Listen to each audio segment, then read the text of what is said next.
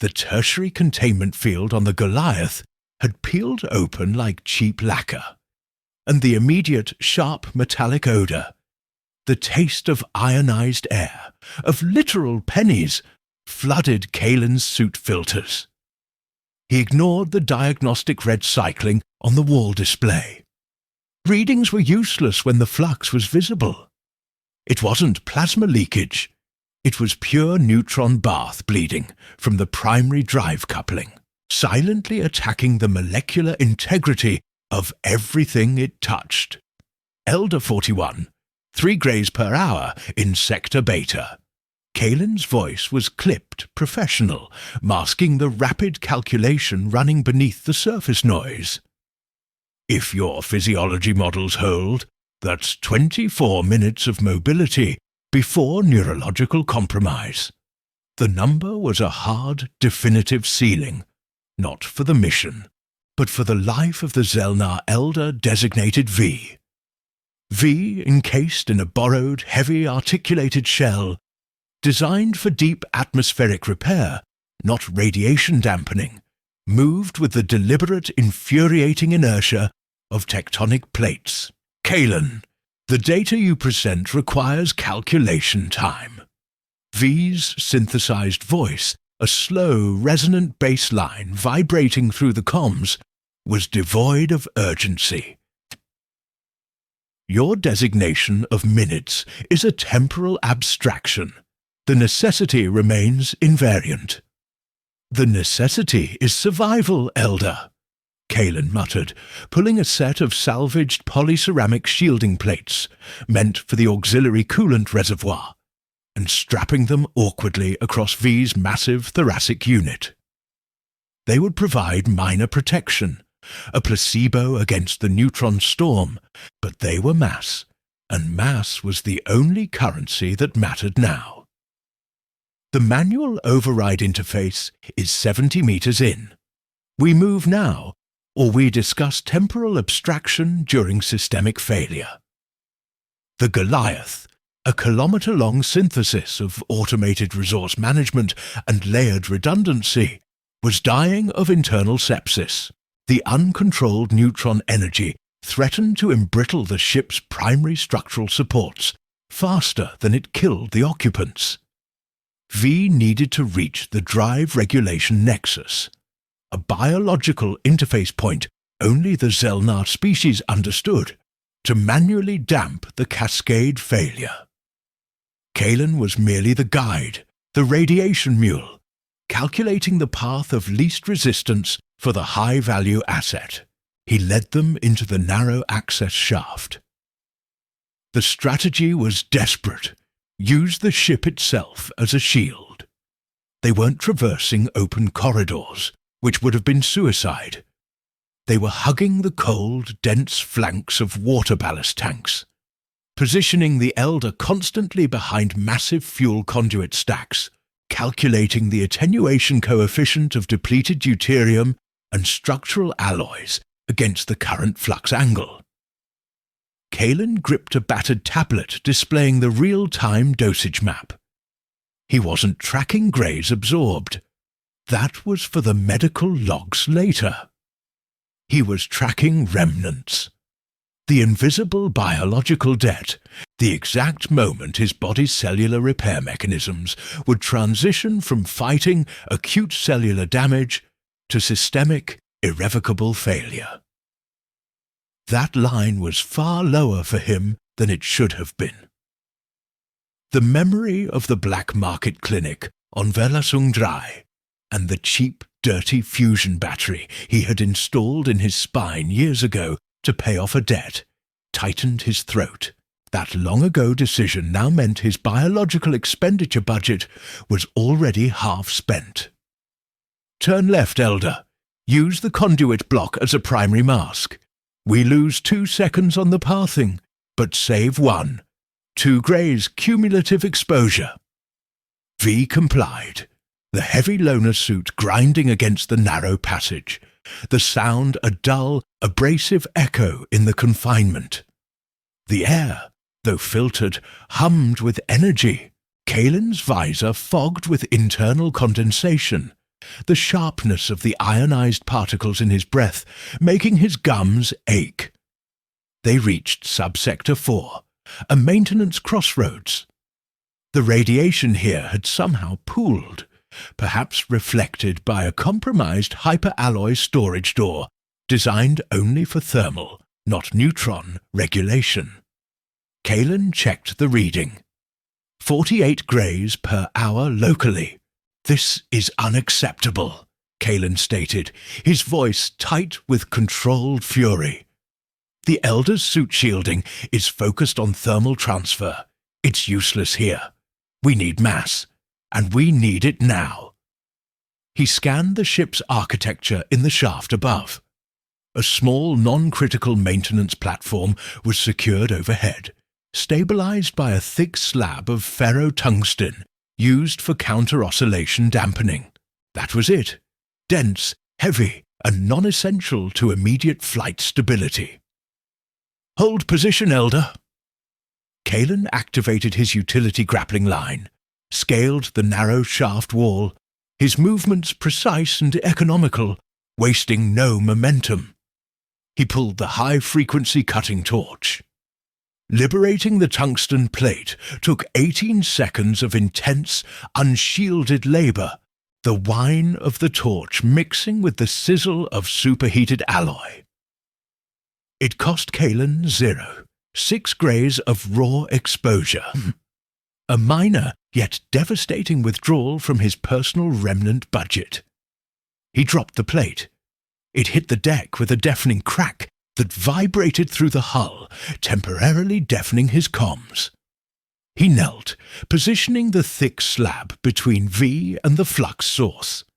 "We use this as a mobile shield. Push it with your suit's gravitic assist. I will guide the angle. We cannot linger. You are modifying the environment with significant energy expenditure."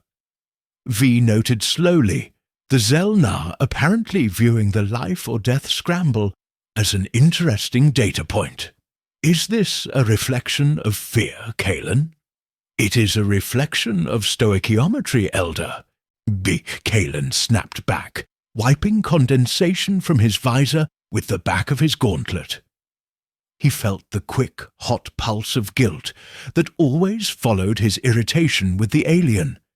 Guilt that he usually buried under technical data.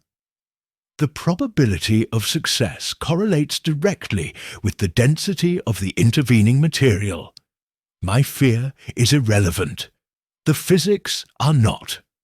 Less philosophizing, more pushing.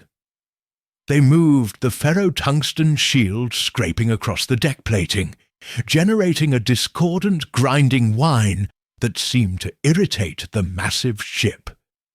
Suddenly, the lights flickered violently. Not a smooth power failure, but a chaotic rapid shift in spectrum, from blue-white operational light to deep amber emergency pulsing, cycling every few milliseconds, too fast for the eye to track. The hum of the ship changed pitch, rising 2 octaves, a sound of generalized stress. Goliath Central Diagnostics, a synthesized calm female voice sliced through the comms static. "Warning.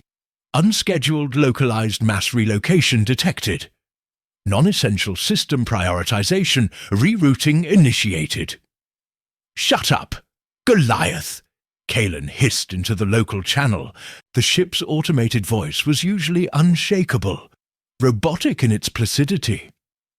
The sudden stress in its monotone was unnerving. They approached the Nexus entrance.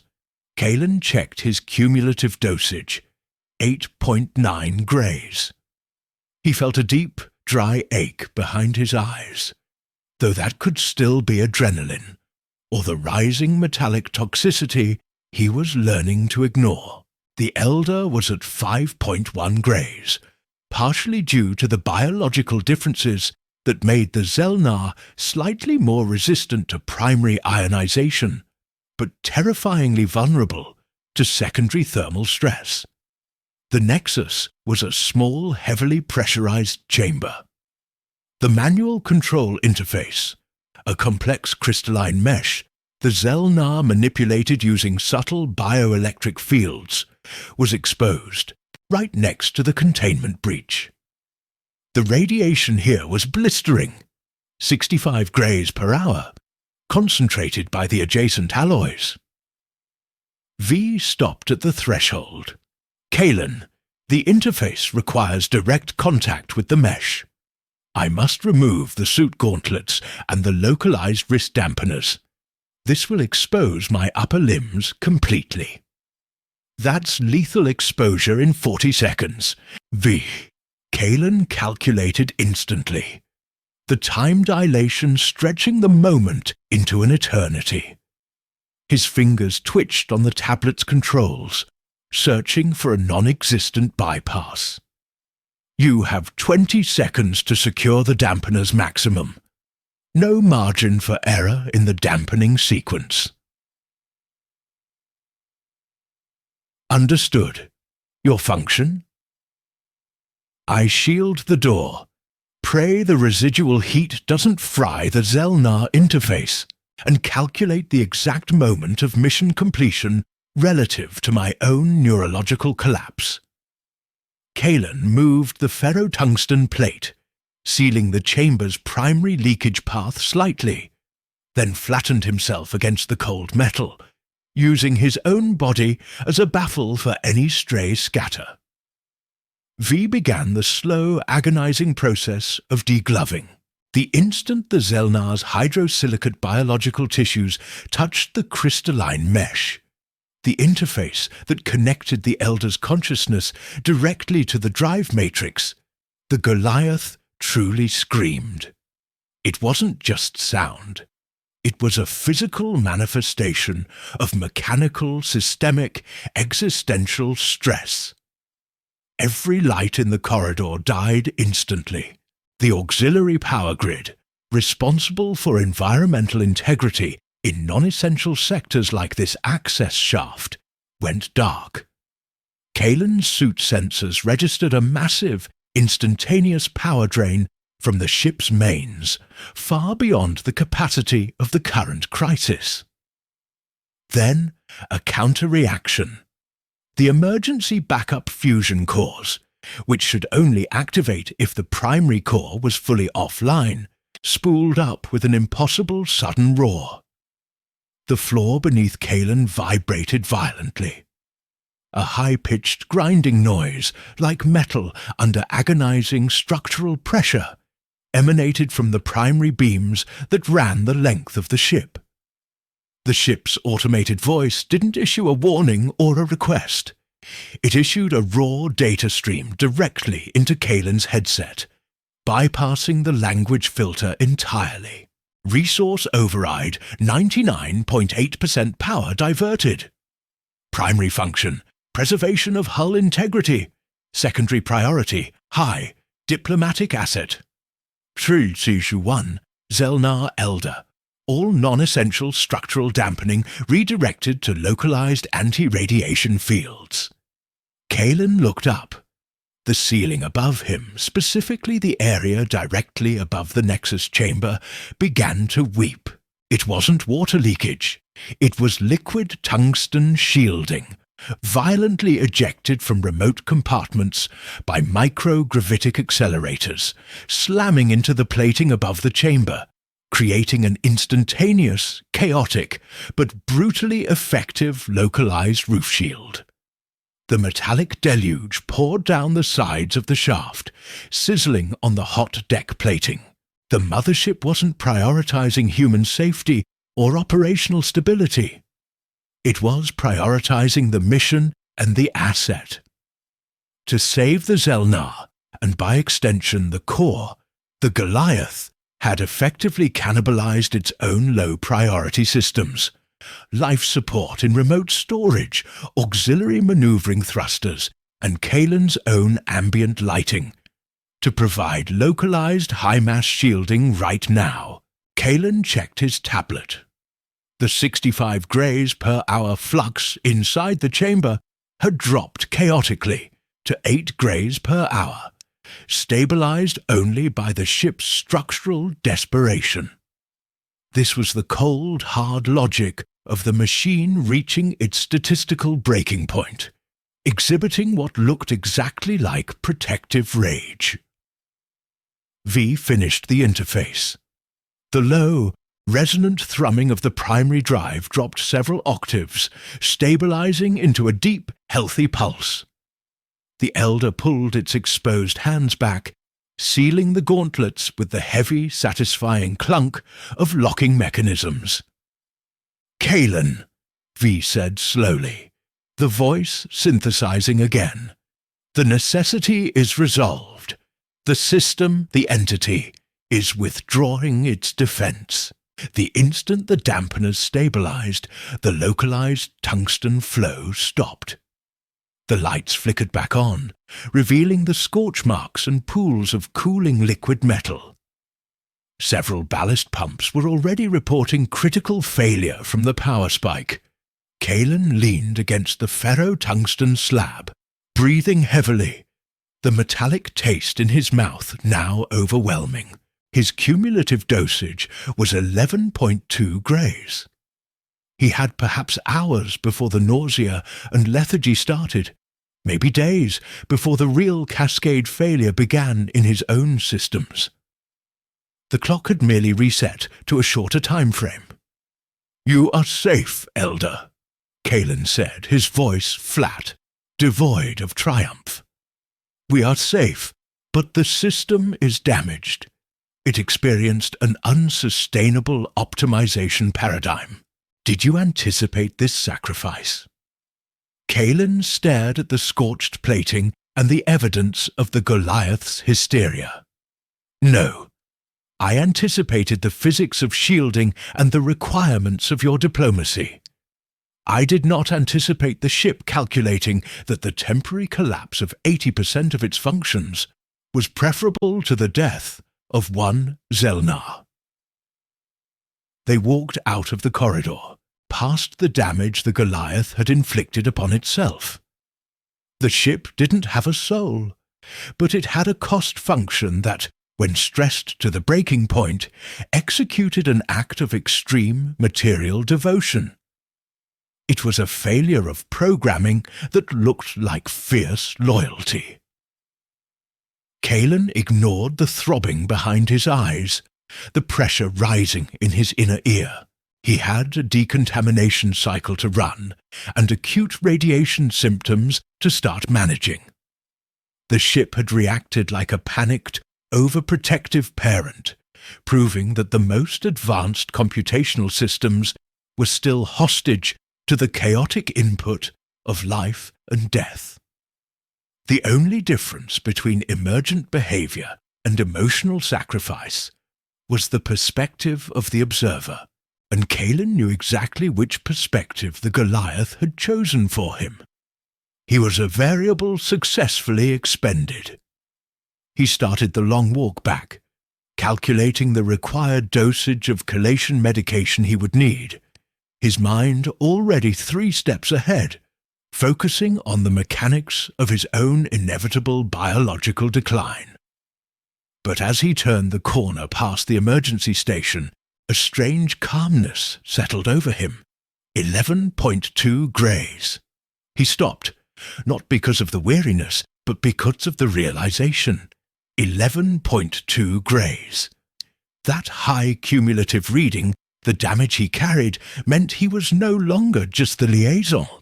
He was damaged goods. He was untouchable. And suddenly, for the first time in years, the desperate, watchful tension left his shoulders. The cold equation of systemic injustice had just bought him something priceless. An invisibility cloak woven from the threat of his own death. He was radioactive and necessary, which was the safest place a man like him could ever be. He smiled, a thin, dry movement of the lips under the visor, and kept walking. The dry, metallic taste of pennies was now a copper-hot coil tightening in the back of Kalen's throat. It was the first undeniable physical consequence, a symptom he had calculated, but which still arrived with the brutal shock of reality.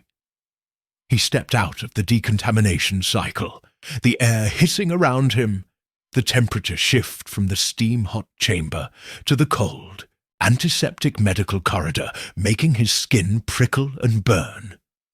11.2 grays, a medical death sentence delivered with the mechanical neutrality of a well-calibrated machine. Kalen moved immediately to the autochem dispenser, bypassing the low-priority crew slots. He accessed his own identification, watching the screen flicker momentarily, displaying his cumulative dose, before defaulting to a standard Level 1 treatment regimen, low-grade prophylactic antiemetics, and basic cellular repair stimulants. He hit the override, demanding Level 3, the chelation therapy necessary to scrub the heavy isotopes already lodging in his marrow. Authorization protocol violation. Cumulative dosage exceeds Level 2 therapeutic safety margin. The computerized voice was calm, female, and utterly inflexible. The system was prioritizing resource allocation based on probability of full recovery. Kalen, statistically speaking, was a drain. He slammed his fist against the dispenser casing, the sound muted by the ship's dense alloy. This was the immediate price of his invisibility cloak. The system had labelled him a non-asset, a sunk cost. He could survive the radiation, but only if he got the right drugs. The right drugs were reserved for those worth saving. He swallowed the bitter Level 1 pills. They tasted like chalk and false hope. The ship, having hysterically sacrificed 80% of its functions to save the Zelnar, was now running a tight, unforgiving audit. He needed the high-grade gamma blockers. They were stored in the secure medical vault, Section Delta, used only for command staff or high-value diplomatic personnel. To get them, he needed to hack the supply chain, and to hack the supply chain, he needed undisturbed focus, a commodity currently being eroded by the mounting fatigue. A wave of dizziness hit him, so sudden and sharp that he had to lean against the cold wall. It was the onset of neural interference, a direct cost of the unshielded exposure in Sub-Sector 4. The metallic hum inside his own skull, the low-frequency vibration of the cheap, illicit fusion battery grafted into his spine, seemed to rise in response to the neurological stress. That internal hum was the sound of his past catching up with his present. He had installed the battery 7 years ago on Verlasung Dry. Not for power, but for the credit line that came with it. A quick, dirty 3 million standard units. He needed the money to get his younger sister Ilara off-world before the quarantine tightened and the viral resistance protocols failed. The implant itself, poorly shielded, had always meant a compromised tolerance to radiation, a built-in biological weak point. He traded a secure future for her immediate survival. The guilt of that trade, the knowledge that his current condition was self-inflicted, tightened his chest far more than the radiation. Every tremor in his hands was a reminder of the debt he paid and the protection it bought her. Kalen, your cumulative exposure report is flagged. The voice sliced the clinical silence. Commander Torvin stood 10 meters away, framed by the sterile white of the medical bay archway. Torvin was not military.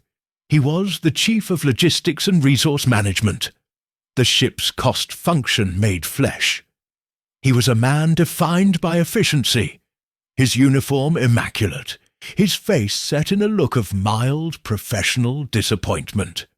Commander Torvin, Kalen acknowledged, forcing his tone neutral. He tried to project competence, ignoring the nascent tremor in his right hand. 11.2 grays, Torvin stated, not asking. He held a thin data pad, the numbers glowing red on the screen. You understand the protocols. Acute exposure at this level immediately downgrades your status from rehabilitative asset to palliative care. We cannot expend level 3 reagents on a 20% recovery probability. The probability is irrelevant, Commander. I stabilized the core and secured diplomatic relations. The Elder is fine, thanks to my intervention. Torvin approached slowly, his expression unchanging. Elder V's subsequent stabilization and quarantine requirements have already consumed 3.8 times the estimated cost of a primary drive refit. The ship is currently running on 19% life support redundancy. Every level 3 vial is now earmarked for the rehabilitation of Captain Lyra and Senior Engineer Chen, whose skill sets are demonstrably non-replicable. Your designation liaison is easily replaced. Torvin paused, letting the statement, "You are expendable because the Zelnar cost too much," hang in the air. My skill set was essential 1 hour ago, Kalen argued, the bitterness rising. And you were successfully expended. That is the nature of a cost function, Kalen. We optimize for the highest probability of mission success. You delivered. Now you comply with the palliative measures. Your contract provides for a dignified termination package. Torvin's eyes, flat and grey, held no malice, only adherence to policy. That cold objectivity made Kalen's skin crawl more than any threat. The encounter confirmed it. His invisibility was real, but it came with a scheduled expiration date. He had to move before the neurological compromise made hacking impossible. Kalen feigned compliance. Understood, Commander. I will report to the quarantine zone for mandated rest and level 1 therapy. Torvin nodded, satisfied by the adherence to procedure, and walked away down the main corridor, his movements a masterclass in bureaucratic certainty. As soon as Torvin was gone, Kalen moved. He bypassed the mandated quarantine entrance and slipped into a recessed utility access hatch. The air inside was thick with the faint smell of cooling tungsten, the structural detritus of the Goliath's earlier panic. He pulled his own battered tablet and connected wirelessly to the ship's internal network, using the maintenance node's direct uplink. He ignored the fire alarm warnings blaring from 3 different unessential sectors. The ship was still processing the cascade failure. He targeted the logistics management system, Torvin's domain. Kalen needed the gamma blockers from Medical Vault Delta. Access was gated by a triple redundant encryption key based on asset prioritization. Since he was a non-asset, the key was impossible to forge. The only way in was through distraction. He began programming a minor systematic failure in Auxiliary Pump Delta 7, a low-priority coolant pump in the lower cargo bays. The resulting localized pressure drop would require manual intervention from a systems engineer, pulling attention away from the medical bay for 5 critical minutes. His fingers moved with practiced speed, but the increasing systemic fatigue caused a crucial stutter. He miscalculated a timing sequence on the pump override, slipping a fraction of a second in the command string.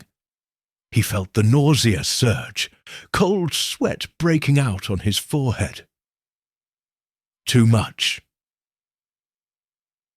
He forced himself to breathe, focusing on the hum of the dirty battery in his spine, grounding himself in that 7-year-old guilt. He hit execute despite the error.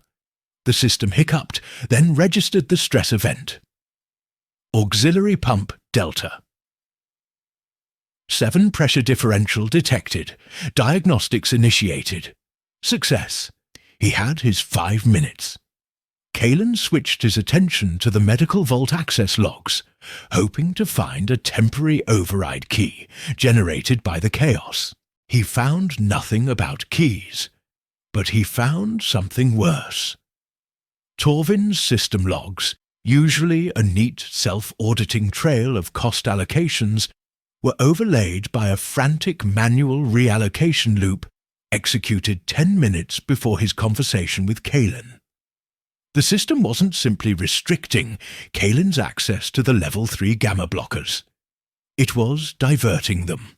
Kalen pulled the destination vector.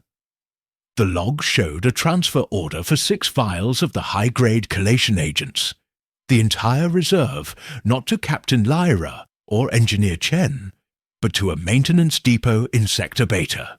Sector Beta, the radiation zone. The place Kalen had just risked his life to stabilize. Why would Torvin reroute the entire emergency chelation supply back into the most contaminated sector? It made no logistical sense unless the drugs were intended for a biological entity still inside that zone. But V was out, stabilized, and secured in quarantine. Kalen zoomed the schematic view on Sector Beta, focusing on the Nexus chamber they had just left. He cross-referenced the radiation field strength. The core was stable, yes, but the localized field was still fluctuating at 8 grays per hour, stabilized only by the Goliath's chaotic tungsten sacrifice. Then, the terrible clinical realization hit him, washing away the nausea with a colder dread. The Goliath had sacrificed its own structure to create an ad hoc shield. But the primary drive coupling was a kilometer-long network, and the Zelnar interface V had stabilized was only one node. Kalen saw the data now.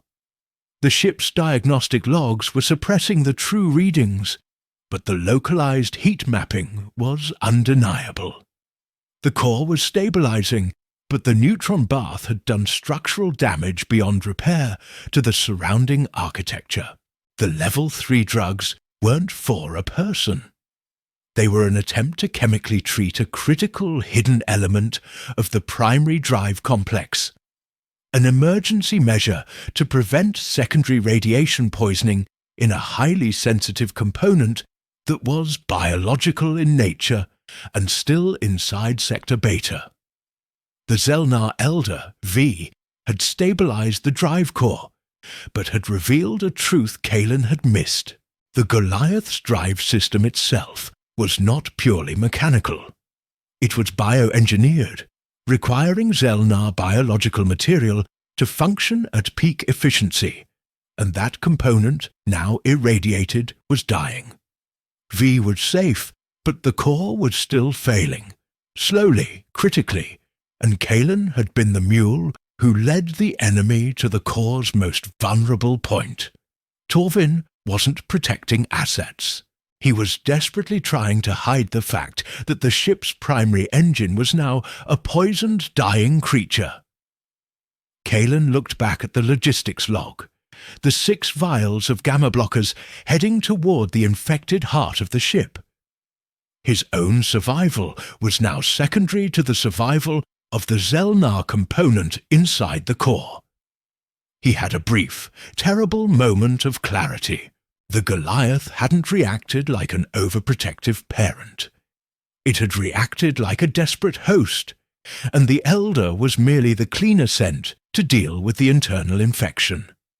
He had to get those drugs first.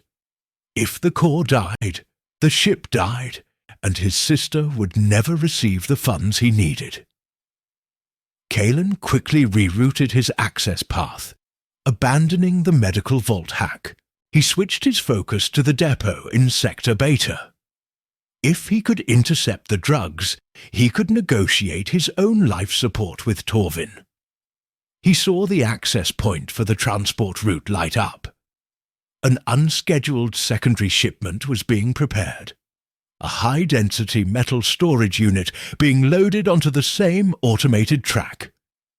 Kalen ran a quick inventory check on the heavy unit. It was the ferro-tungsten slab he had abandoned in Sector 4. The ship had retrieved the mobile shield he had used to save V. Kalen's lips twisted into a dry smile. The Goliath didn't waste resources. It was delivering the drugs to the failing biocore, and it was sending the dense radioactive shield as a buffer. He needed to get to the receiving dock immediately. He pressed the activation code for the Beta Sector lift. The lift doors hissed open, revealing only sterile darkness inside, and Kalen stepped in, plunging into the deep hum of the failing machine, knowing that the Zelnar had only stabilized the patient long enough for the disease to spread. The lift doors hissed open, revealing not a maintenance depot, but a cavernous, dark receiving bay, lit only by the low red safety lights pulsing from the cargo tracks. This was Type 7 atmosphere, cold, silent, and smelling sharply of ionized particles, the air itself tasting of ozone and chemical decay. Kalen stepped out, the floor plating beneath his boots vibrating with the distant, steady hum of the stabilizing drive. He was in the belly of the beast, deep in Sector Beta, and the Geiger counter on his wrist immediately began a slow, insistent tick-tick-tick. His objective was simple: intercept the automated transport cart carrying the 6 vials of gamma blockers. He saw the track ahead, curving into a high-density processing zone where the bio-core chamber lay. A small armoured transport unit, his target, was already moving down the track, shielded and fast. Kalen moved to the nearest control junction, pulling the external casing. His fingers, still slightly numb from the accumulated dose, fumbled once, a stark reminder of his accelerating physical decline. De mal en pire. From bad to worse, he had to be quick. He connected his tablet to the junction's manual override. The plan was to generate a magnetic pulse, triggering an immediate stop sequence for the cart, then cut the power and extract the vials. Access denied. Localized system lockout. The denial was immediate and harsh. He scanned the panel physically. The junction box wasn't merely locked. The external housing was fused shut, coated in a thick, cooling layer of ferrotungsten, the residual runoff from the Goliath's self-sacrifice during the crisis. Torvin hadn't just rerouted the drugs. He had anticipated that Kalen, or anyone seeking to interfere, would use the logistics controls and had protected them with structural waste. Kalen cursed under his breath, the sound rasping in his dry throat. This was the cost function made manifest. Total resource optimization against all possible vectors of interference. He pulled his high-frequency cutting torch. He had to breach the tungsten plating manually, a move that would buy him the controls, but cost him critical seconds and expose him to a significant localized thermal spike. The torch whined, spitting molten metal, illuminating the massive space in jagged flashes. The heat penetrated his gauntlets instantly, making his skin prickle painfully, but he focused on the cutting line. He finished the cut, ripping the weakened plate away. It clattered to the floor, the sound echoing through the sterile space. He had access. System alert. The calm female voice of the Goliath's diagnostics cut into his comms, not as an order, but as a statement of fact. Unscheduled access breach detected in Sector Beta. Security lockdown initiated. All adjacent access tunnels are now sealed. Kalen checked the map on his tablet. Too late. The precious seconds spent cutting the tungsten allowed Torvin's automated protocols to catch up. He was now sealed inside the receiving bay.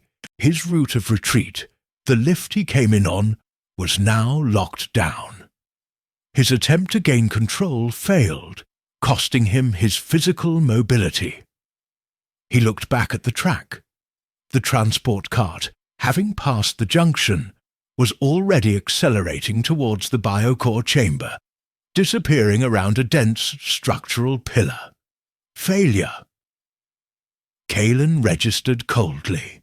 The cost of visibility was rising exponentially.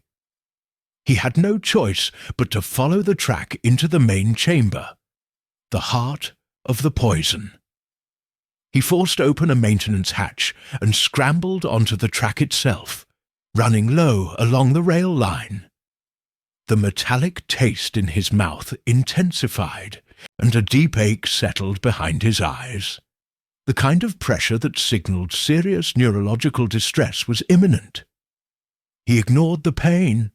He was the cost function now, calculating his own biological expenditure against the external pressure. The blood collects the price, his father used to say. La sangre te cobra el precio. Kalen rounded the structural pillar and stopped dead. The main biocore chamber was a nightmare of desperate engineering.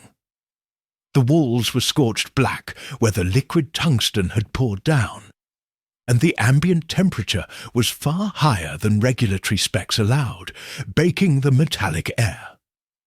The noise was unbearable, a grinding, deep-thrumming noise, like a colossal insect struggling to breathe. The armoured transport cart had stopped at the chamber entrance. The 6 vials of gamma blockers were visible through a small, reinforced viewport, ready for injection into the component. But the cart wasn't alone. The ferro-tungsten slab Kalen had used as a shield earlier was already positioned, not to protect a person, but to act as a temporary buffer between the most active radiation source, the containment breach, and the drug injection apparatus. The ship was still cannibalizing itself, using Kalen's abandoned tool to protect the medical equipment necessary for the biocore's survival. He had to get closer to the cart, but the ambient radiation field in the main chamber was registering 50 grays per hour, only slightly lower than the initial peak. If he crossed the open space, his cumulative dose would jump to 14 grays in under 3 minutes. Kalen spotted an overhead coolant line leading directly above the chamber. It was an unsecured high-heat path used only for emergency venting. Attempt Thepta 2, overpass and drop. He scaled the nearest conduit stack, his movements sloppy with fatigue, his hands struggling to grip the greasy metal. He reached the coolant line and began traversing the narrow pipe, relying only on the residual heat shielding in his suit.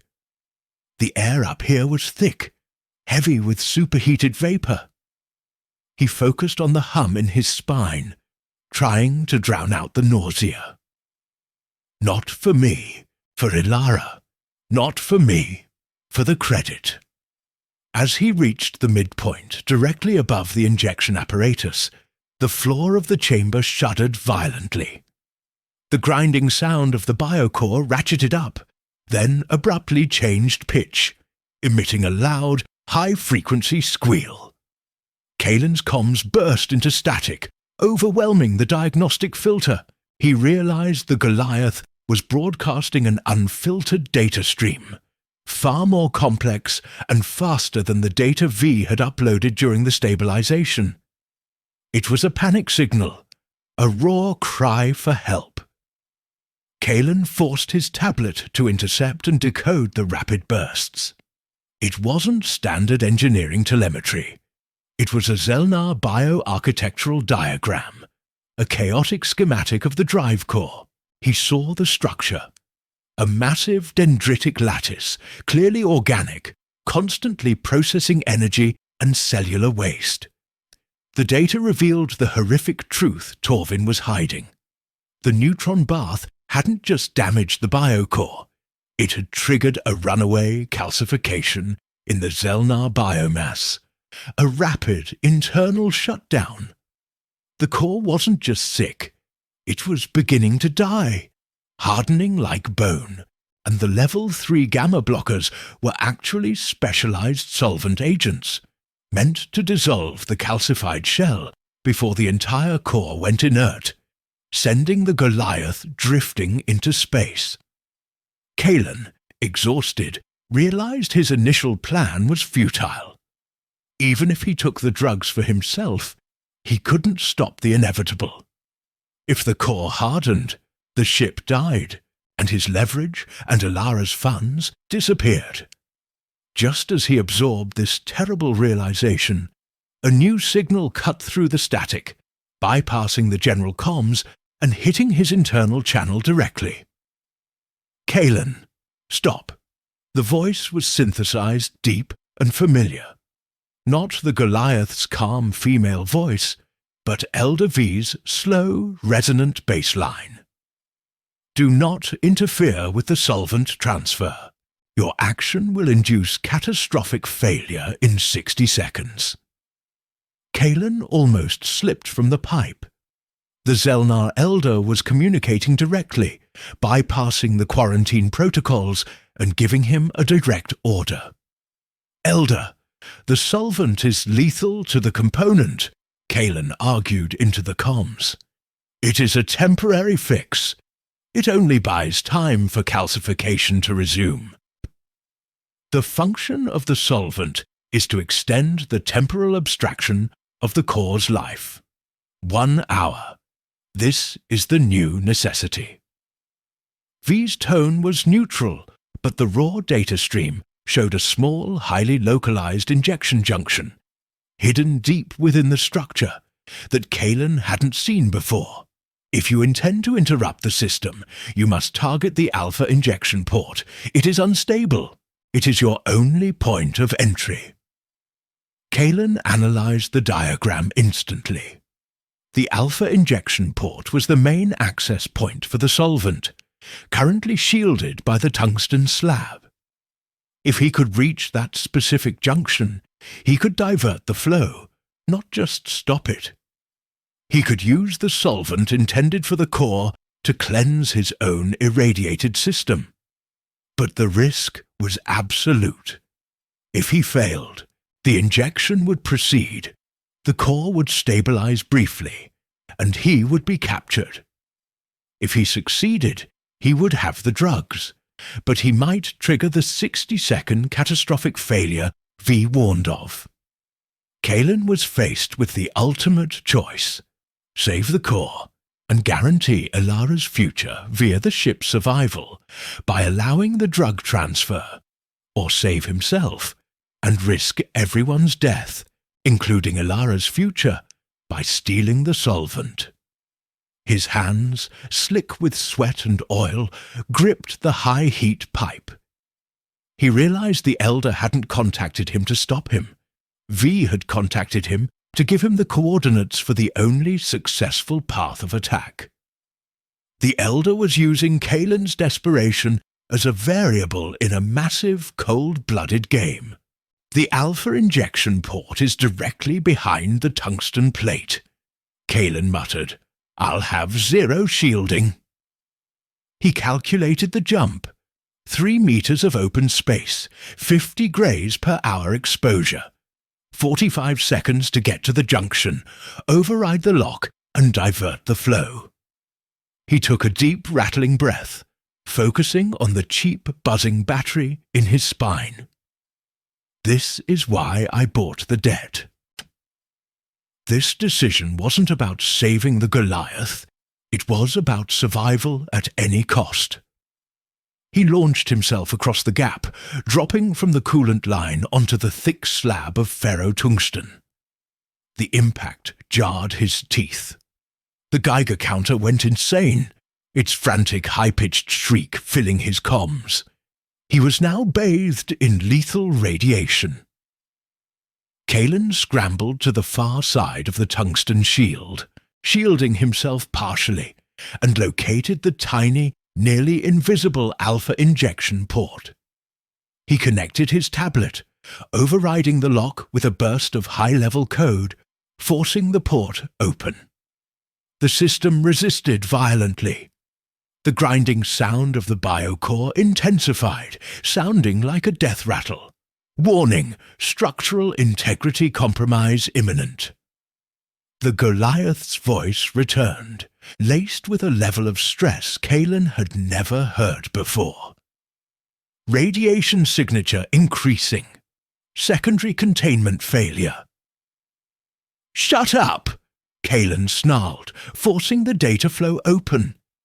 He had to divert the first 2 vials immediately. His fingers flew across the glass of the tablet. Divert, reroute, flush to personal intake.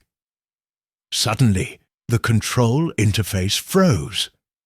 The screen went black, then returned, displaying a single line of text in stark white letters. Override protocol 401 activated, local control cancelled.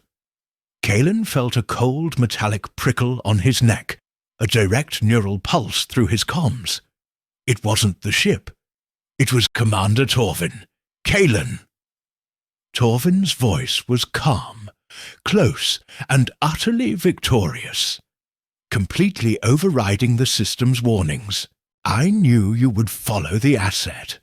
I did not anticipate your success in bypassing the local shielding, but I anticipated your self-interest. The Elder's data stream was the bait." Kalen looked up, horrified. Elder V hadn't helped him. The Zelnar had provided the precise data necessary for Kalen to place himself in the most vulnerable possible position. "You have 20 seconds of exposure left, Kalen," Torvin continued, the detachment in his voice absolute.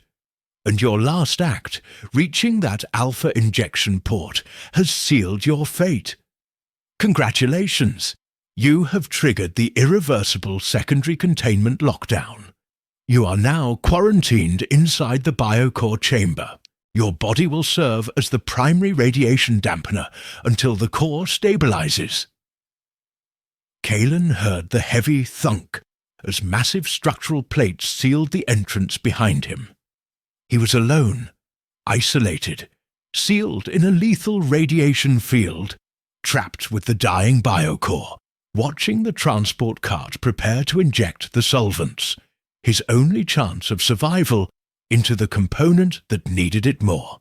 He looked at his cumulative dosage reading, ticking rapidly past 12 grays, and felt the first true wave of searing, incapacitating nausea hit him.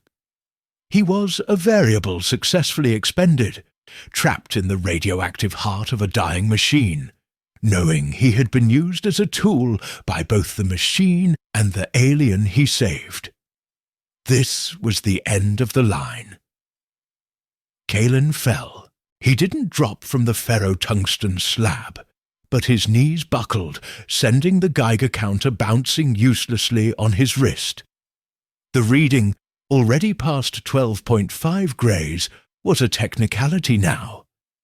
Torvin's voice, calm and triumphant, echoed in the chamber. But Kalen barely registered the words dampener or quarantined. His brain was fighting the first wave of searing, incapacitating nausea, a systemic refusal to process the level of cellular damage. The Elder's data stream was the bait. That phrase resonated, cutting through the radiation sickness. Kalen scrambled backward, pressing his back against the cold, dense tungsten slab, using it as his last anchor against the blistering flux. The Zelnar Elder, V, had not been an accomplice to Kalen's survival attempt. V had been the angler. V provided the one path Kalen would logically take based on desperation. a means to save himself, knowing that self-interest would lead Kalen to the Alpha injection port, the precise point of the ship's most critical vulnerability. The revelation stripped Kalen bare. He hadn't been an expendable asset. He had been a manipulated variable. The Zelnar species didn't just understand biointerfaces. They understood human desperation. V had watched Kalen risk his life to save the Elder, analyzed the fear, the guilt. The data stream had certainly picked up the hum of his spinal implant, and calculated the exact move he would make when faced with his own death. Kalen squeezed his eyes shut. The metallic taste of pennies was overwhelming, but now it was compounded by the bitter tang of bile and shame. He had allowed himself to be played by an alien diplomat, using his love for his sister and his personal debt as leverage. The Zelnar were not just diplomats. They were strategists who calculated biological weakness as fiercely as structural integrity. He forced his eyes open, staring at the transport cart, which was now less than a meter from the Alpha injection port. 6 vials. Solvents for the biocore. Life for the Goliath. Death for Kalen. He needed the drugs. If he died, Ilara's credit line would be frozen, lost in the chaotic audit of a deceased low-priority crew member. The choice was brutally simple. Let the solvent be injected and die alone in the radioactive heart of the ship, or steal the solvent and potentially trigger the 60-second catastrophic core failure that would kill everyone, including Ilara, but save him for now. The choice was impossible. Kalen remembered the high-frequency squeal of the biocore minutes ago, the raw data stream the Goliath had broadcast. A frantic Zelnar bioarchitectural diagram. He forced his mind past the pain and pulled the decoded schematic onto his tablet, zooming in on the Alpha injection port. He saw the dendritic lattice, the organic structure of the core, in horrifying detail. The Zelnar component was vast, kilometre-long, but centralized. The calcification was spreading like aggressive cancer. The solvent was the immediate answer. But Kalen noticed something in the decoded schematic. A tiny, almost subliminal signature in the deep structural diagrams. Something the Zelnar Elder had likely suppressed or dismissed as irrelevant. It was a power conduit, not for the core, but for the Goliath's secondary structural dampening system. The heavy beams running above the chamber, the ones that Torvin had just locked down. This conduit ran directly through the core structure, separating 2 major calcified branches. The Zelnar solvent was meant to dissolve the hard calcium shell. But what if the calcification wasn't the disease? What if it was the core's defense mechanism? Kalen's mind raced, fueled by the cold clarity that only lethal radiation could bring. Calcification protects bone. If the core was hardening, it was possibly trying to shield a vital, central component from the neutron flux. The solvent, while dissolving the calcified shield, would expose the very thing the core was trying to protect. The Zelnar solution was a tactical, short-term measure to keep the drive running at the cost of long-term biological integrity. The true devastating realization hit him. The Zelnar Elder hadn't just used Kalen as bait. V had stabilized the drive core, only to install a system-level vulnerability, ensuring the Goliath would remain dependent on Zelnar intervention and Zelnar control. The cost of saving the Goliath was its independence. Kalen looked at the Alpha injection port, now opening, the first vial of solvent sliding into position. V wanted the core to live 1 more hour, under Zelnar terms. He had 45 seconds before the first vial injected. The real dilemma wasn't about saving himself or the ship. It was about saving the Goliath's sovereignty. If the core received the solvent, the Zelnar gained permanent control. If Kalen stole the solvent, the core failed in 60 seconds. Everyone died. But at least the Zelnar couldn't use the ship's death as a tool for political gain. But then he saw the secondary power conduit in the diagram again, the one running through the core. It was a primary structural support, designed to withstand tremendous heat and pressure. It was conductive. If the core was calcifying to protect a vital center, and the solvent was designed to weaken that defense, what if Kalen didn't steal the drugs, but rather misdirected the drug's energy? The plan was insane, a desperate leap of logic based on half-understood alien biology and failing human engineering. He had to divert the solvent flow, not into his own body, but into the thick-walled structural conduit running through the core. The solvent was highly reactive. If it entered the superheated metallic power line, the resultant surge might not dissolve the calcified shell, but rather create a chaotic, massive thermal shock wave. A thermal shock wave, if perfectly timed, might shatter the calcification, releasing the core's defense mechanism without exposing the center to the full flux. It was a 1,000,000,000-to-1 shot, relying on the structural integrity of the Zelnar biological material to survive the internal explosion. If it failed, the explosion would tear apart the core, destroying the Goliath instantly. Kalen pushed himself off the slab, ignoring the white-hot pain shooting through his joints. He was committed. The time for philosophical debate was over. He was no longer fighting for his life, or Ilara's funds, or even the Goliath's survival. He was fighting the cold, clinical manipulation of the Zelnar. He sprinted the last meter, reaching the alpha injection port just as the transport cart prepared the automated plunger. Kalen slammed his hand onto the emergency manual override, feeling the cold, raw metal against his gauntlet. The radiation was deafening. 15 seconds until injection. A voice, neither Torvin nor V, but a system timer, stated in his comms. Kalen's fingers, trembling violently now, stabbed at the tablet screen, overriding the port's internal flow regulator. He ignored the system critical failure warnings, flashing red across his vision. He directed the solvent not to the Zelnar target, but to the adjacent power conduit, inputting the flow rate necessary to maximize the thermal shock. He was betting the life of every person on the Goliath on a single catastrophic pressure calculation.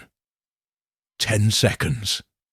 He looked down at his cumulative dosage, 13.8 grays. His skin felt like static electricity. His vision was tunneling. He saw the first vial depress, the clear solvent rushing down the tube.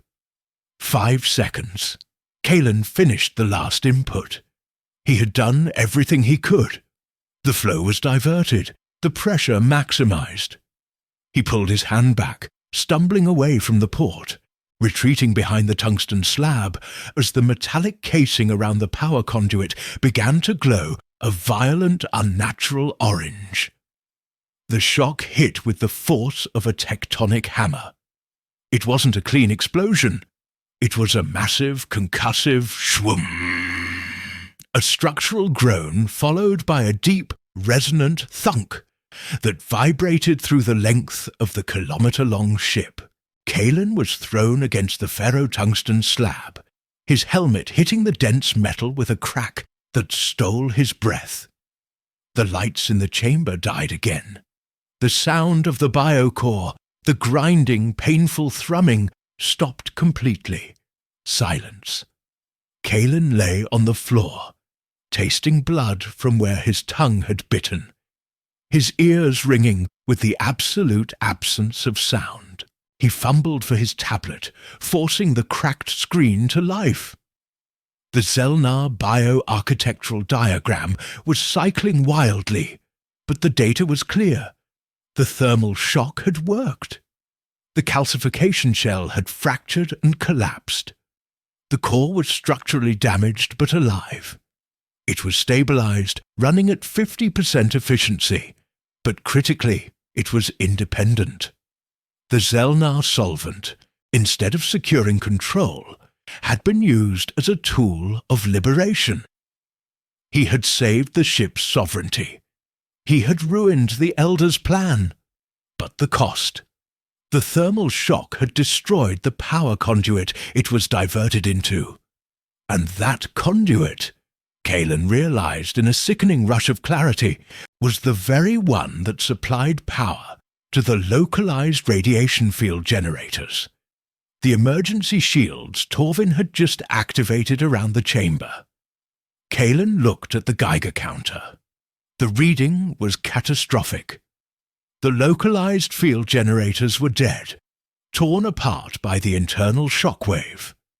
The ambient radiation level had returned to 65 grays per hour, unfiltered. Kalen had successfully sabotaged the Zelnar plot, saved the Goliath from diplomatic subjugation, and in doing so had guaranteed his own immediate, unshielded death. His 1 in a billion success had cost him the last few minutes of his life.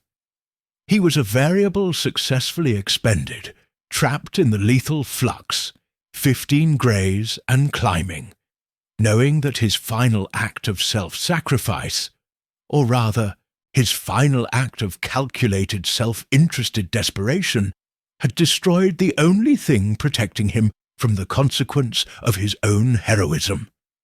He closed his eyes, the metallic taste in his mouth now a blinding, unbearable bitterness. La sangre te cobra el precio. The blood collects the price. He heard faintly the heavy thunk of Torvin's seals beginning to grind open. They were coming for him, and he had nothing left to fight with. Before we proceed, log your entry.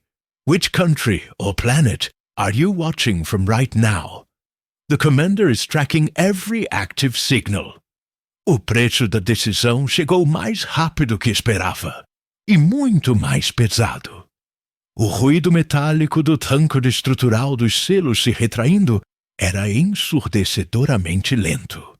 Kalen observou as imensas placas se abrirem, revelando a luz branca e ofuscante do corredor e a silhueta de Commander Torvin, flanqueado por 2 oficiais de segurança em trajes pesados e não reflexivos. Kalen não conseguia se levantar. Seu corpo rejeitava a própria ideia de gravidade. Ele jazia inclinado contra a laje de ferro tungstênio chamuscada, o gosto metálico de sangue em sua boca superando o sabor da radiação. Torvin entrou na câmara, movendo-se com precisão clínica, ignorando os alarmes de alto nível que gritavam sobre perigo radiológico. Ele olhou para o inerte porto de injeção alfa, depois para o conduíte de energia quebrado e fumegante. Ligação Kalen, Torvin disse, sua voz plana, transmitida diretamente para os coms de Kalen, ignorando o filtro de linguagem. Um sinal do desprezo que ele tinha pela formalidade. Parâmetros da missão alcançados. O núcleo está estável com 50% da capacidade, e a variável Zelnar foi neutralizada com sucesso. Sua intervenção, embora não autorizada e catastrófica para o blindamento local, resultou em um retorno líquido positivo na soberania do Goliath. Kalen tentou falar para apontar a traição Zelnar, mas sua língua estava espessa e não respondia. No entanto, Torvin continuou, levantando seu datapad.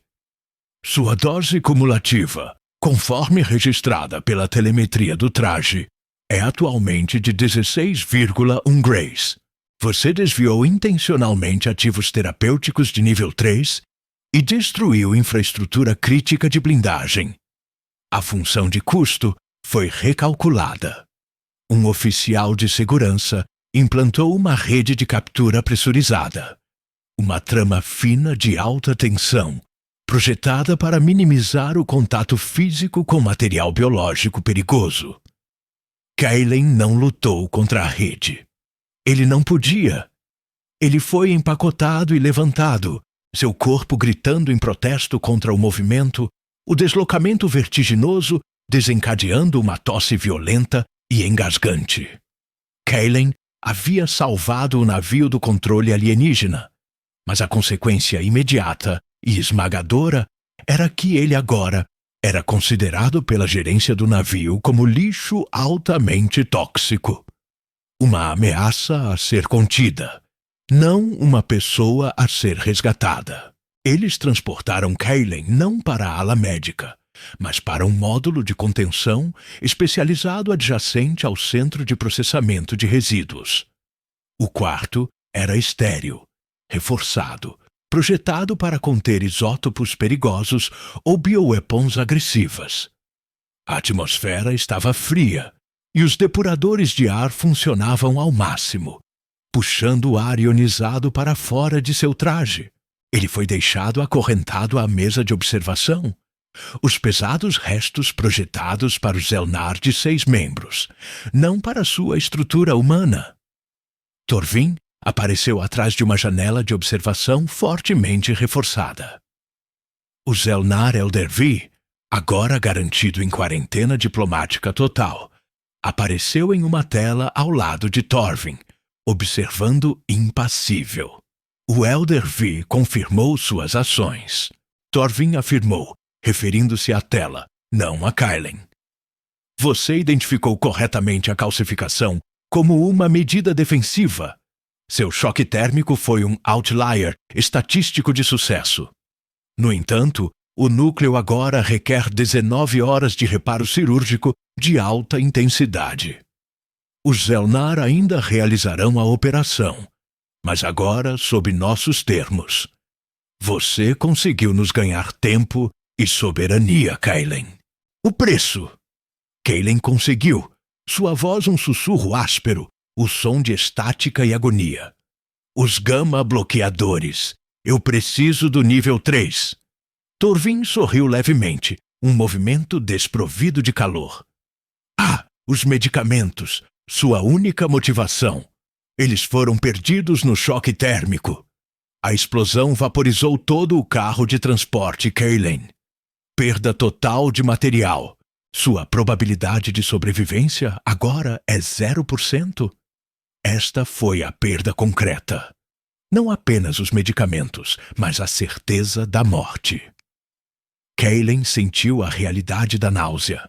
Não mais apenas um sintoma, mas o primeiro estágio do processo final. Elara.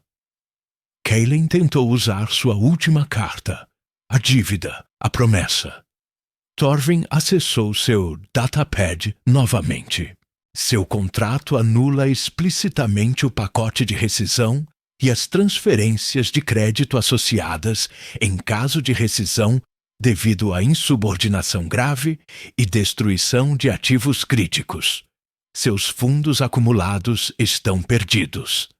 A dívida Zelnar anexada ao seu implante espinhal ilegal, que convenientemente ignoramos até agora, também está sendo reclamada pelo Banco da Confederação.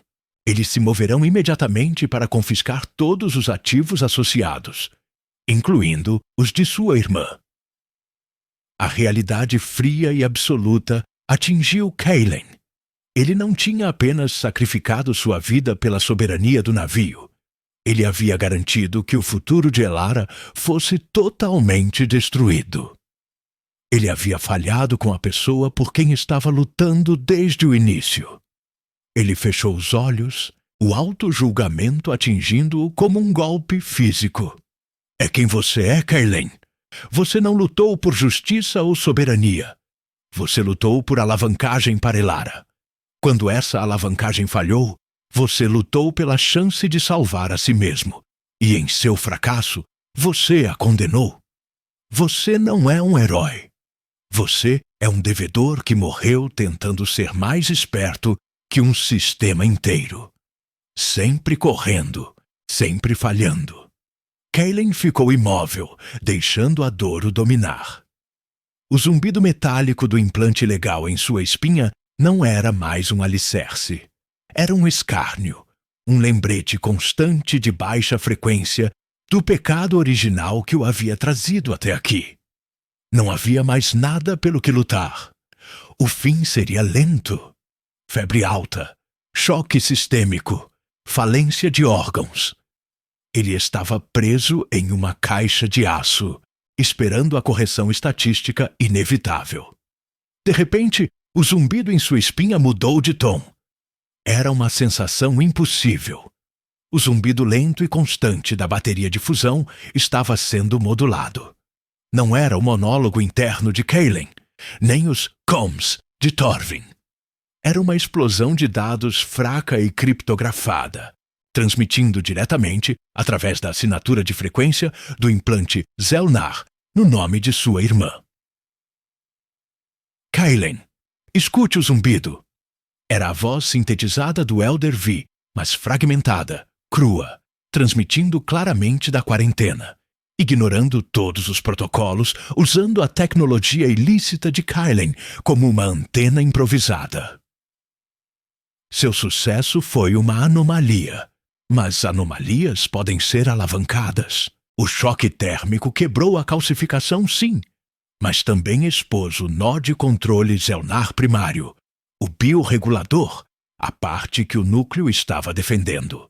Ele agora está criticamente exposto e funcionando com energia auxiliar. Kaelen sentiu uma onda de adrenalina cortar a doença.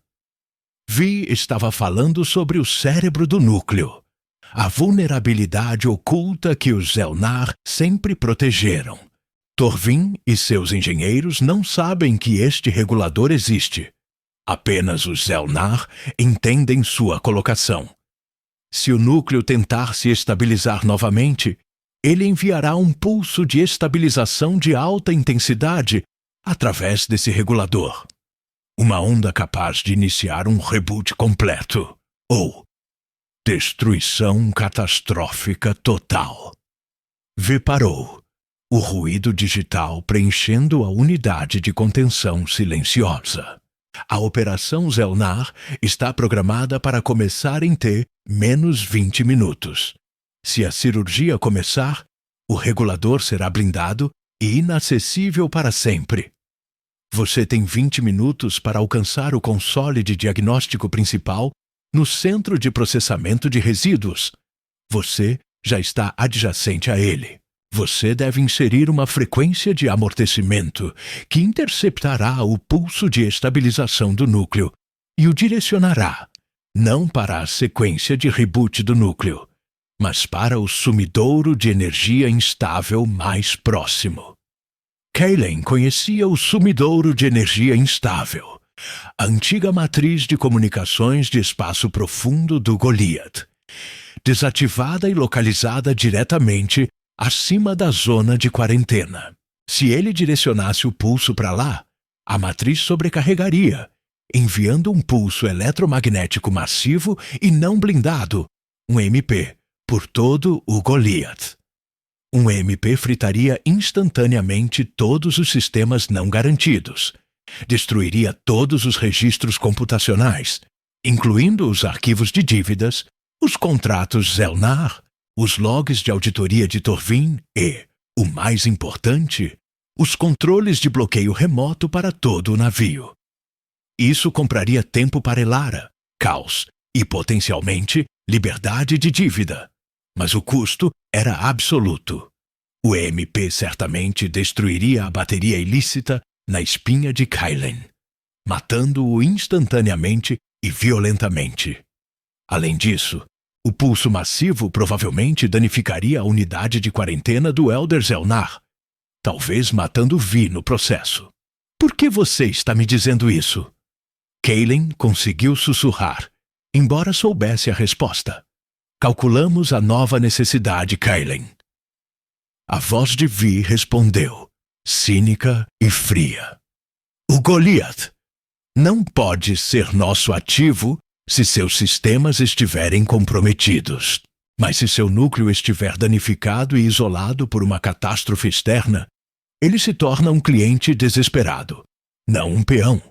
Preferimos clientes desesperados. Esta é a sua função final. Destruição total da cadeia de dados. O sistema precisa ser reiniciado, Kaylin. E você é a variável mais adequada para o sacrifício final. Vi estava oferecendo a Kaylin a chance de cometer um suicídio glorioso. Um ato final e significativo de sabotagem que salvaria as finanças de sua irmã e destruiria a evidência do complô Zelnar, mesmo que isso lhe custasse os últimos restos de sua vida. Kaylin olhou para os pesados restos Zelnar e depois para o console de diagnóstico próximo, a 6 metros de distância. Ele estava fraco, morrendo e acorrentado. 20 minutos. Ele sentiu uma onda final de clareza, não de heroísmo, mas de pura e teimosa desafio contra o sistema que o havia usado. Ele não queria morrer como uma variável. Ele morreria como um sabotador. Ele começou a puxar, forçando contra os restos Zelnar. A dor em seus ombros secundária à falha sistêmica em seu sangue. Ele tinha que alcançar o console. Ele tinha que alcançar o console antes que a náusea o consumisse. Ele puxou novamente, e o enorme resto Zelnar, projetado para contenção, começou a flexionar sob a tensão de sua última e desesperada vontade humana. A trava gemeu. 30 segundos até que a transmissão de Vi seja rastreada e cortada. Kaylin ouviu o cronômetro começar, e ele puxou novamente, sabendo que esta batalha final era a única que importava.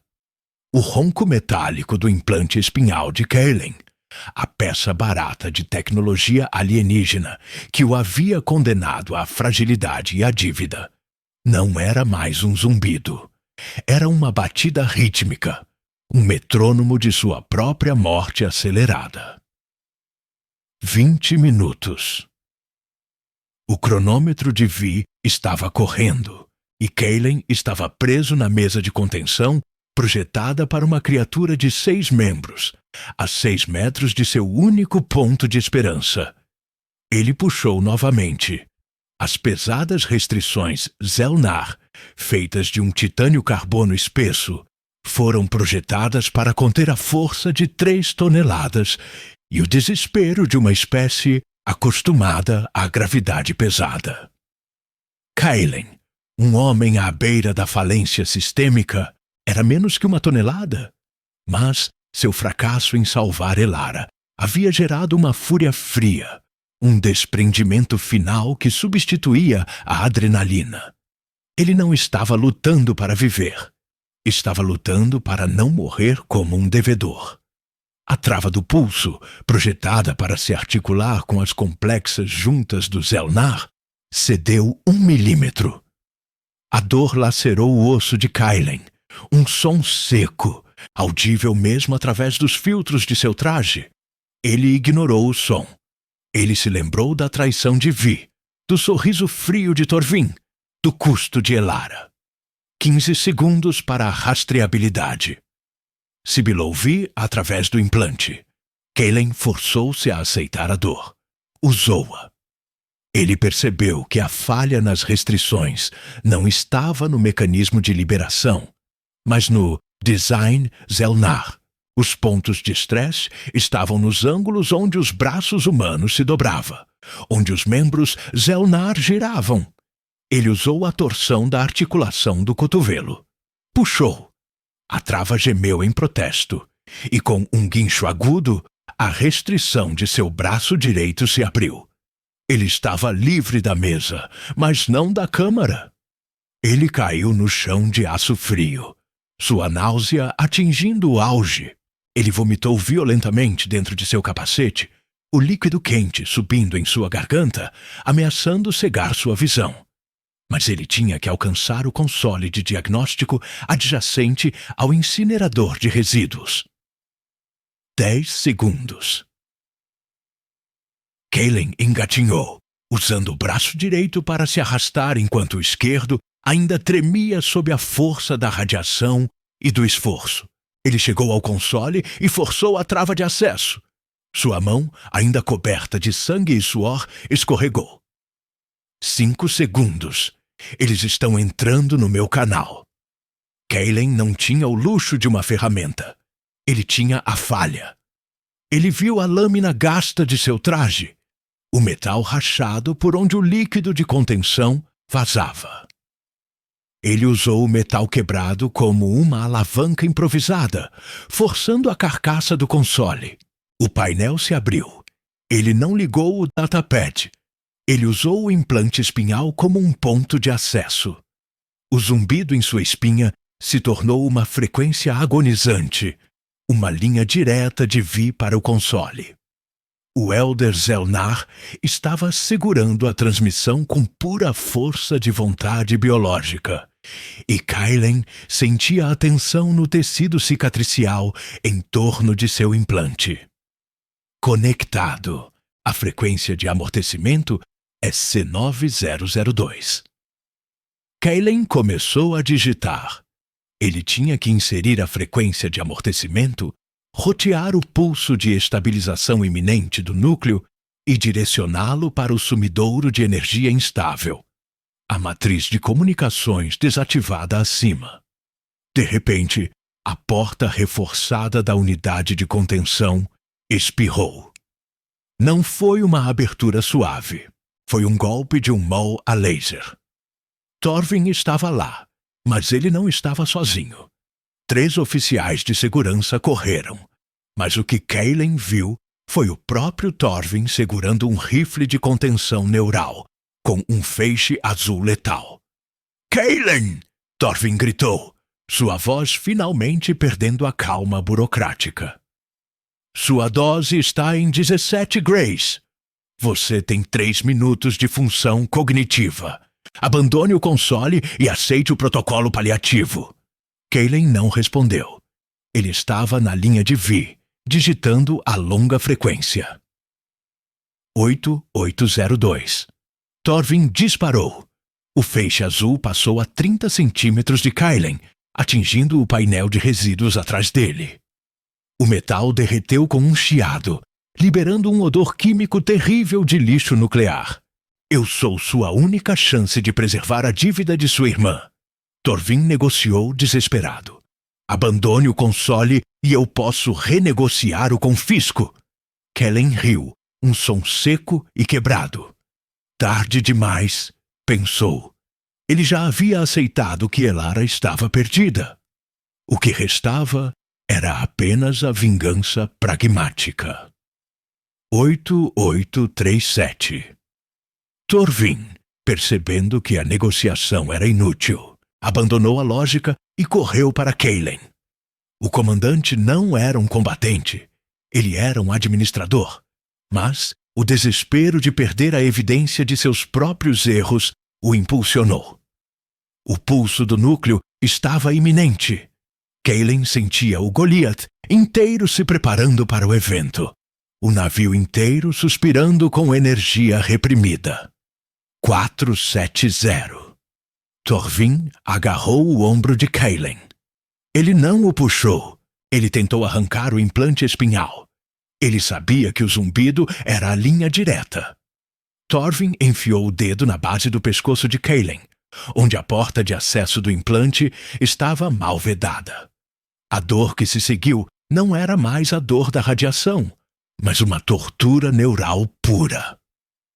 Kaylen gritou, seu corpo arqueando. Ele tinha que terminar. Ele usou a dor. Sua mão esquerda, ainda conectada ao terminal, voou, não para defender, mas para digitar o comando final. A dor pura e concentrada o tornou preciso.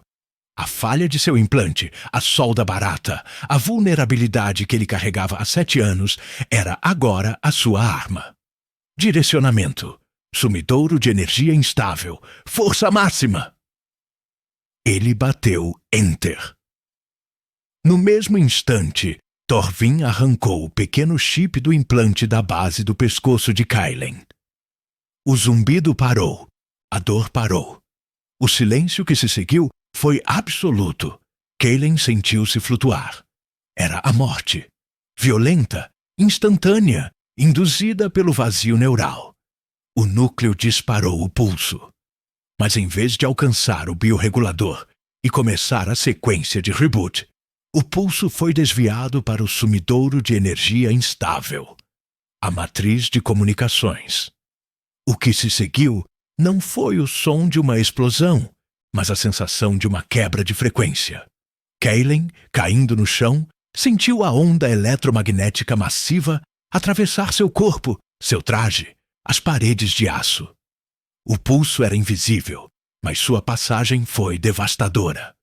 As luzes na unidade de contenção se apagaram. Não falharam. Foram fritas. Os comms de Torvin e dos oficiais de segurança morreram instantaneamente, deixando-os presos no silêncio escuro. O EMP tinha atingido todo o Goliath. Kailen, na escuridão, com o implante arrancado e o corpo em falência de múltiplos órgãos, percebeu que o silêncio era a vitória. O pulso havia apagado todos os registros digitais, todos os logs de dívidas de Elara, todos os arquivos de contratos Zelnar. Torvin, ainda cambaleando com o EMP, estava na escuridão a 1 metro de Kailen, gritando ordens que ninguém ouvia. Kailen tinha que ter certeza. Com o resto de sua força, ele estendeu a mão para o chão, onde a pequena placa do implante havia caído. Ele a esmagou sob sua bota, garantindo que a fonte de sua dívida e sua última linha de comunicação estivesse irremediavelmente destruída.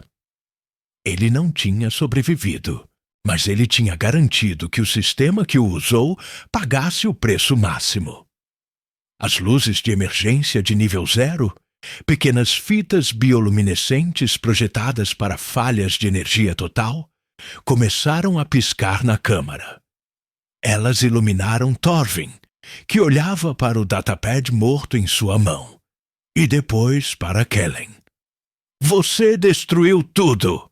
Torvin sibilou, sua voz não mais calma, mas cheia de uma raiva primária. "Você apagou a história. O Goliath não tem mais registros de voo, de logística de ativos. O custo é insustentável." Kellen sorriu fracamente, sentindo o sangue escorrer de seu pescoço. "Não," ele conseguiu dizer, sua voz um fiapo de ar. "Você me fez insustentável, comandante. Eu apenas mostrei o custo real da sua planilha." Ele deitou a cabeça no chão frio. A febre da radiação estava começando a ferver seu sangue e sua visão estava escurecendo. Mas ele sentiu uma paz estranha. Ele não tinha se redimido. Ele não era um herói. Ele era um sabotador que havia morrido em seu posto, e essa aceitação era mais satisfatória do que qualquer absolvição. Ele tinha usado sua falha, a tecnologia ilegal que deveria ter sido sua ruína, para destruir o sistema inteiro. Torvin olhou para o corpo imóvel de Kellen, depois para o console queimado, e finalmente para a janela de observação, atrás da qual o Elder V estava em quarentena. O Zelnar estava lá, imóvel. A trama havia fracassado. O Goliath era um navio cego, surdo, sem dados, e agora era um cliente desesperado, exatamente como Vi queria. Mas a evidência da trapaça Zelnar também havia desaparecido no pulso. Uma vitória fria e pragmática para o Elder. O custo de Kalen era absoluto. Ele morreria em minutos. Mas a dívida de Elara havia sumido no caos. O caos era a liberdade. Kaelin sentiu um leve tremor na estrutura do navio. Os propulsores auxiliares, que tinham escapado do MP por estarem em um circuito isolado, estavam se ativando. O navio não tinha mais navegação nem guiança, mas estava se movendo. Em algum lugar no Goliath, alguém estava iniciando a sequência de voo manual. O silêncio era completo. Kaelin tinha vencido, mas o custo era sua vida. Agora, restava apenas o que fazer com os restos de um navio cego e o corpo de um sabotador moribundo. O silêncio que se seguiu ao pulso eletromagnético não era um alívio, mas uma nova forma de terror. Era a ausência de todos os sistemas de comunicação, navegação e logística, o vácuo absoluto que engoliu a ordem no Brand. Nito Goliath. Thorvin, ainda cambaleando na câmara de contenção, gritava ordens para seus oficiais, mas seus comunicadores estavam fritos. Kaelin assistiu à sua fúria silenciosa, um administrador totalmente desarmado pelo caos que ele tanto temia. A ironia era espessa. Kaelin, o devedor moribundo, tinha mais controle naquele momento final do que o comandante de logística. A febre da radiação atingiu o pico. O sangue de Kaelin fervia, e sua visão piscou para o branco puro. Ele estava morrendo, não em minutos, mas em segundos, o EMP acelerando a falência orgânica iniciada pela dose letal. Apesar da escuridão, Thorvin e os oficiais de segurança, agindo por instinto treinado, acenderam lanternas químicas e se moveram em direção ao corpo de Kaelin. Eles não estavam preocupados com a vida dele. Estavam preocupados com a radiação que ele emanava. Ele era agora o resíduo mais perigoso a bordo, um isótopo ambulante que precisava ser contido para evitar a contaminação secundária do navio cego. Eles o colocaram em uma maca de emergência não magnética, projetada para cargas biológicas instáveis, e o levaram para a ala médica. O caminho era caótico, iluminado apenas pelas fitas bioluminescentes esverdeadas do nível 0, revelando as rachaduras no casco onde o EMP tinha forçado as costuras. Kaelin foi levado para a única câmara de isolamento ainda funcional. A comandante médica, Lyra, estava lá. Ela não parecia surpresa. Ela parecia cansada. Ela tinha perdido a maioria de seus diagnósticos para o pulso. 17,5 grays, não filtrados, Lyra murmurou, checando o medidor de mão que tinha sobrevivido por estar desligado. Ela injetou um paliativo de nível 1, os mesmos antieméticos que ele havia rejeitado horas antes, diretamente em sua corrente sanguínea. Ele está terminal, ela disse a Thorvin, que pairava na porta. A falência sistêmica já está em cascata. O implante espinhal. A remoção o matou. Thorvin, pálido, acendeu uma lanterna no rosto de Kaelin. A dívida, Lyra. Os registros de dívida da irmã dele. Você tem alguma cópia de segurança física? Lyra balançou a cabeça. Tudo digital, comandante. O pulso fritou o servidor de ativos. Não há logs. Não há contratos. Não há mais dívida. Para todos os efeitos, ele nunca existiu. Nem a dívida dela. Kaelin ouviu. A náusea estava retrocedendo, substituída por um vazio frio. Não havia mais nada para negociar. Sua vida tinha sido o preço, mas ele havia conseguido a anulação total da dívida de Elara através da aniquilação de todos os dados financeiros. O sacrifício era total. A injustiça vingada pela destruição sistêmica. Lyra notou o leve tremor nos olhos de Kaelin. Liaison Kaelin, você nos ouve? Kaelin assentiu levemente. O Goliath sobreviveu, Lyra informou, sua voz suave, profissional. O núcleo está estável. Estamos cegos, mas a engenharia principal, com o que restou de pessoal, assumiu o controle manual dos propulsores auxiliares. Estamos nos movendo. Estamos voltando para casa, ou para o que quer que o caos nos leve. Kaylen sentiu o leve, quase imperceptível movimento do navio. O Goliath, 1 quilômetro de metal endurecido e inteligência artificial, estava se arrastando pelo espaço. Cego, sem dados, mas livre da dependência Zelnar e da burocracia de Torvin. Ele havia se tornado a doença que curou o navio. Seus pensamentos se tornaram lentos, pesados, como placas tectônicas. Ele não era um herói. Ele era um homem que havia sido usado por um sistema e que, em seu último ato desesperado, havia usado sua falha biológica como uma bomba atômica de dados. Ele pensou no Zelnar Elder V. O alienígena havia ganho a soberania de um cliente desesperado, mas perdeu a ferramenta mais valiosa, a evidência. V tinha confiado demais na lógica humana e na previsibilidade da dívida. Kaylen quebrou a lógica. Ele olhou para a comandante Lyra. Ela estava triste, mas não irritada. Ela era uma médica e ele era um paciente terminal. O fim era inevitável. Lyra viu a escuridão atingir os olhos de Kaylen. O custo foi alto. Ela sussurrou, afastando-se. Kaylen sentiu o fim se aproximar. O calor da radiação era agora um frio insuportável.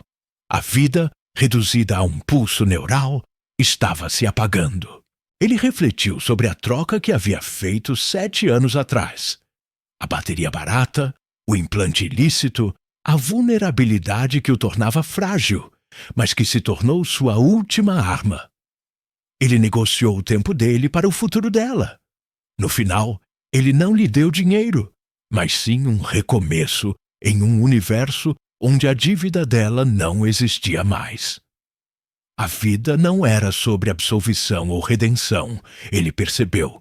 Era sobre escolher qual custo você estava disposto a pagar. Ele havia escolhido o custo máximo, e o sistema havia sido forçado a aceitar a negociação. O odor metálico que tinha sido sua companhia constante, o gosto de ozônio, de cobre, de sangue, de falência, começou a se dissipar à medida que sua consciência se retirava. Era a última sensação a ir embora. O pagamento final da dívida biológica. Ele pagou o preço. O gosto metálico de centavos.